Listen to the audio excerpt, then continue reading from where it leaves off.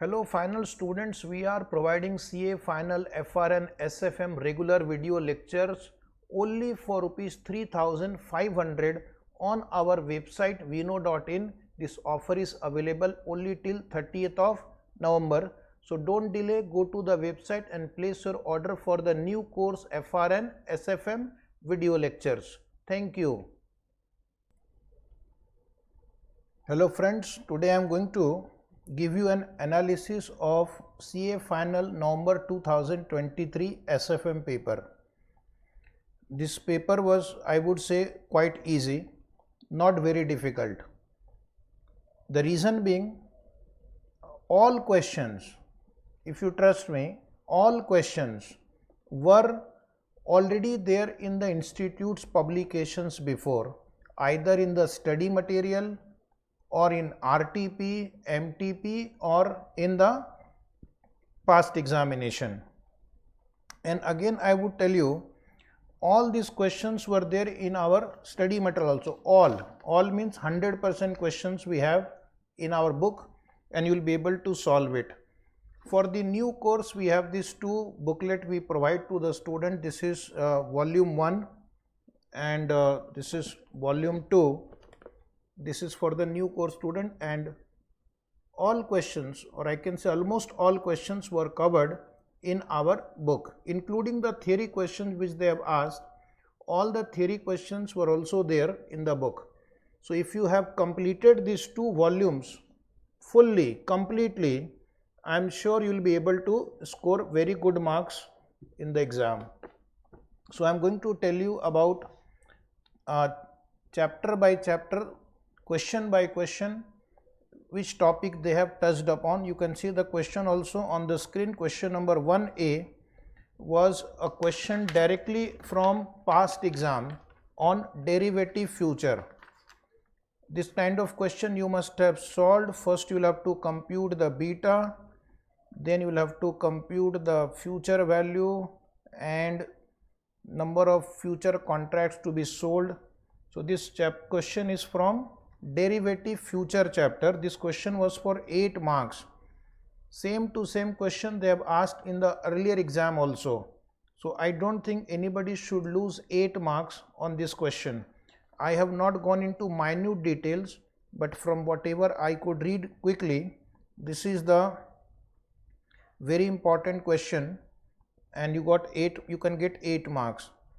Second question was also easy from portfolio management.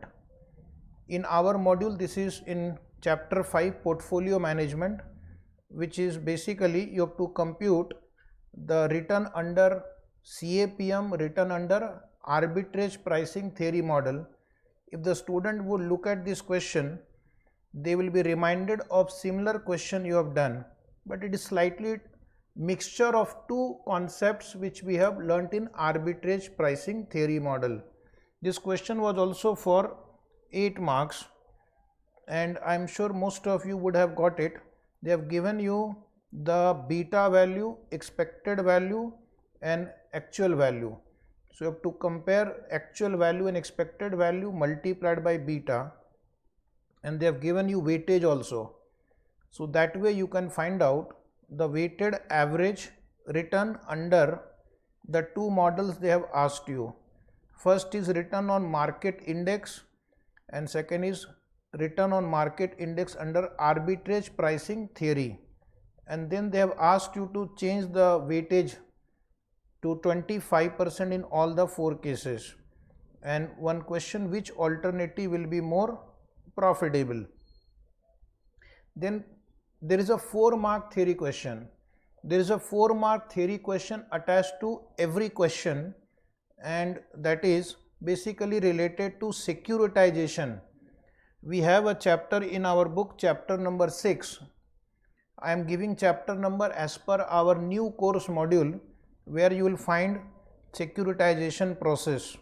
Okay, and what are the problems in securitization process. We have taken this theory chapter also in the class and it is there in our notes also. Question number 2A for 8 marks. Very easy question. If you see below, you have to find out the value of 3-month call option using binomial and risk neutral model. Just apply the basic concept, the formula, and you will be able to get the answer right. And there is one more question, whether the answer under two models will be same, and state clearly the basis of valuation of option under these models. Question number B, 2B, typical mutual fund question. They have asked 10 times. Previous exams also they had asked the same question. 3 schemes are given, details are given, then in some question they ask you to find effective rate of return. Otherwise they will give you effective rate of return and you have to find the amount of investment. So reverse working, and you can do it. Same question was asked in earlier exam. Same question we have covered in class also in mutual fund chapter, and you have to compute the number of units.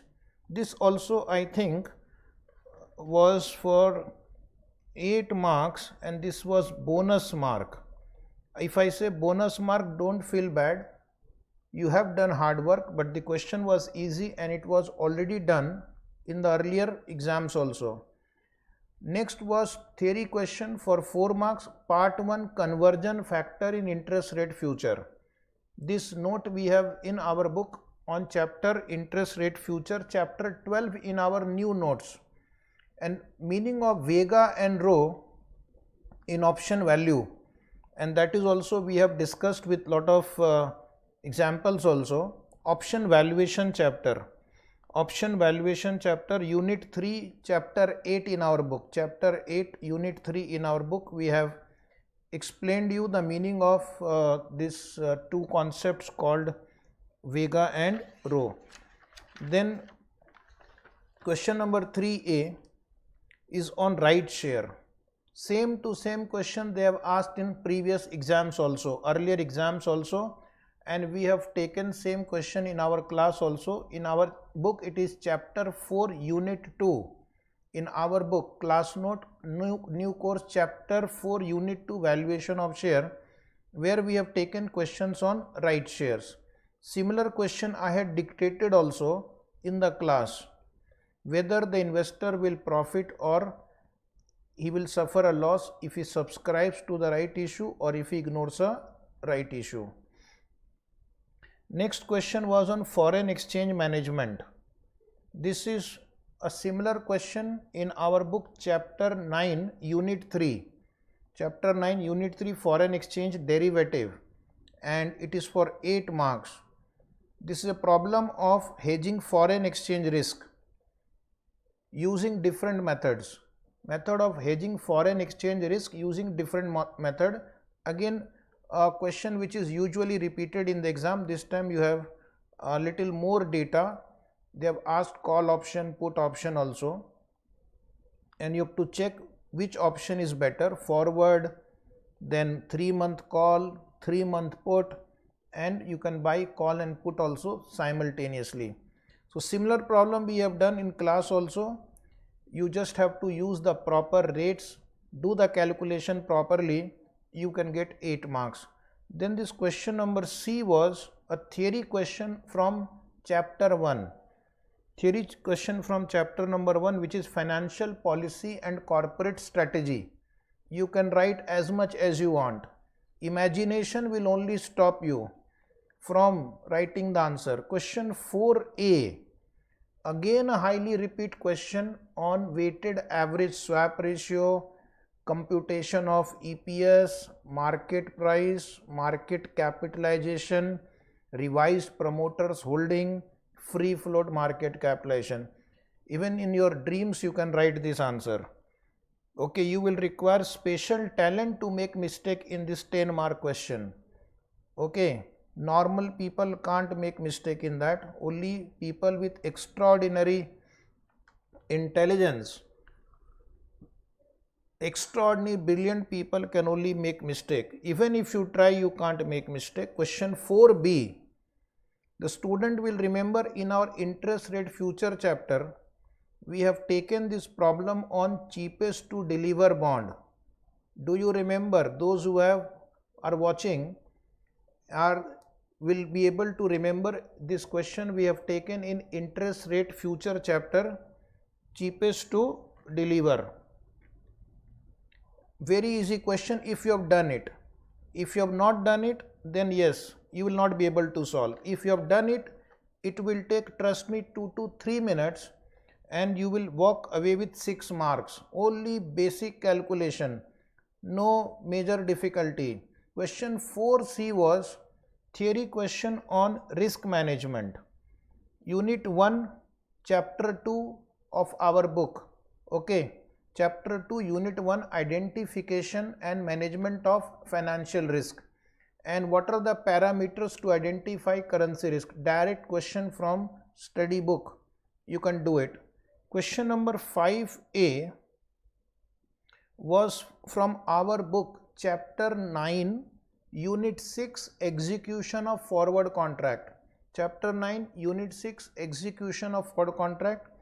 And this is a question on cancellation and execution of the forward contract. If you look at the format, you will realize you have done similar question. The only challenge is you have to take the proper rate for finding the cancellation rate and extension rate.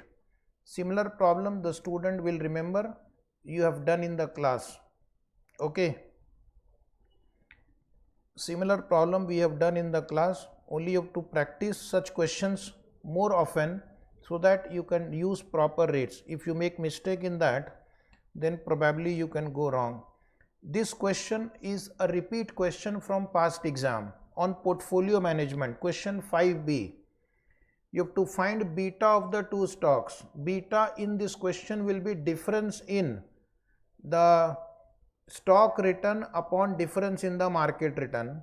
And once you get the beta of the stock, then you can compute the security market line also, return also, alpha also. Student will remember they must have definitely done this question in the class.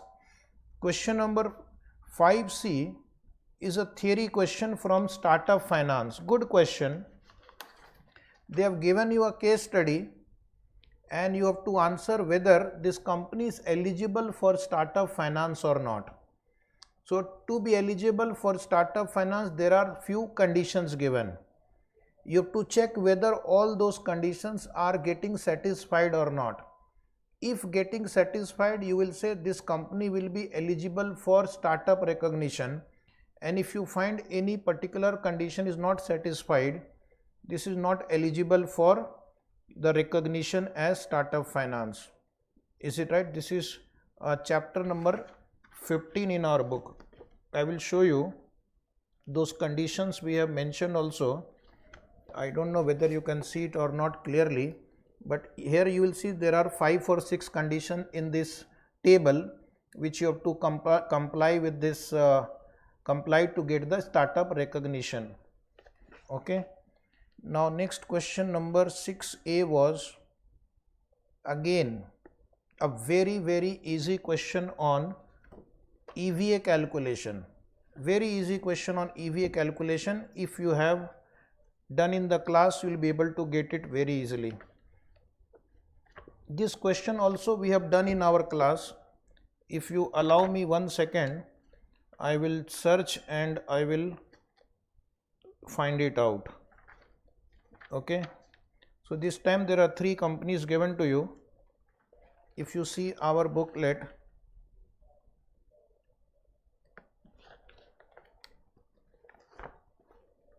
here you will see there are 3 companies name given, Orange and something like this. You can see here similar question they have asked. Okay, 3 companies they have given, total capital investment, debt equity ratio, all this is given, and you can easily get all the answers. Weighted average cost of capital, economic value added, can you see below here?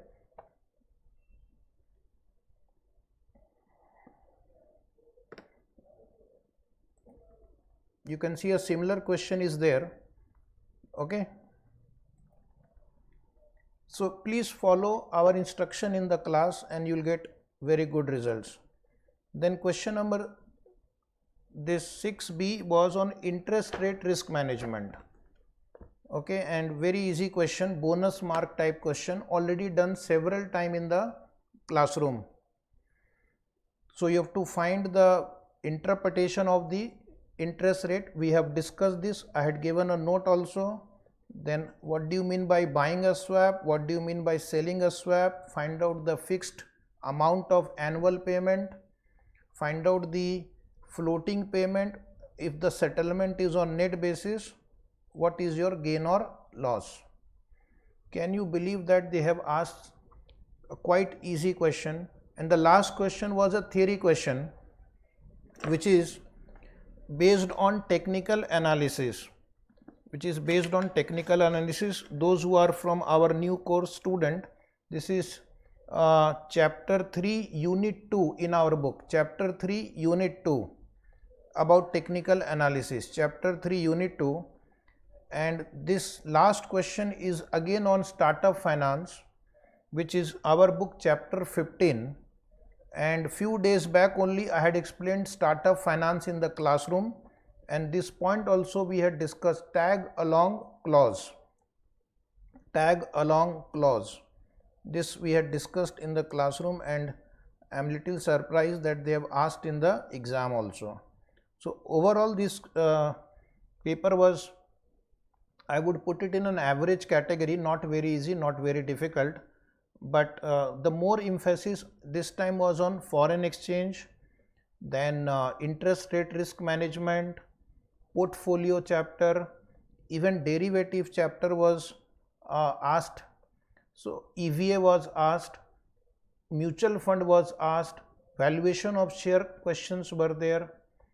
I think that bond valuation chapter was probably not there. I did not find question on bond valuation this time, but other chapters were given.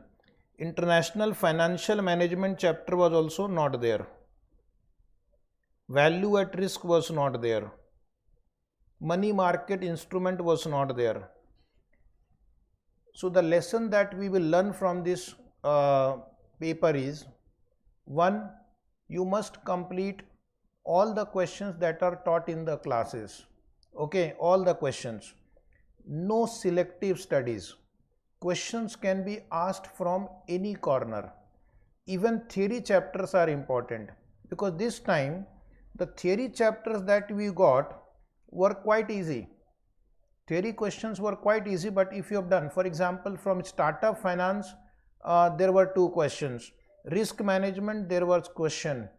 Financial policy and corporate strategy, there were questions. And those were quite easy directly from your study module. So why to leave them? Mergers and acquisition question was very easy if you have done it before going to the exam. So please do not go for selective studies. Anything can be asked from any topic. All 15 topics are important. All 15 topics are equally important. If not more, then all 15 topics are equally important. In some exam, they don't ask question on forex. In some exam like this, there were, I think, 2 questions on forex. In some exam, they asked 10-15 mark question on bond valuation. This time there was no question on bond valuation. In some exam, there is no question on interest rate derivative. And this time they have asked 2 or 3 questions on interest rate derivative, 2 numerical question and 1 theory question on interest rate derivative, total 20 marks. Anybody who suggests you to go for selective study is trying to fool you, is trying to misguide you. Rest is your decision. Okay, so please follow my instruction, complete the entire syllabus, practice more, revise more, score more. More practice, more revision, more marks. This is my triple M theory. So thank you very much and wish you all the best.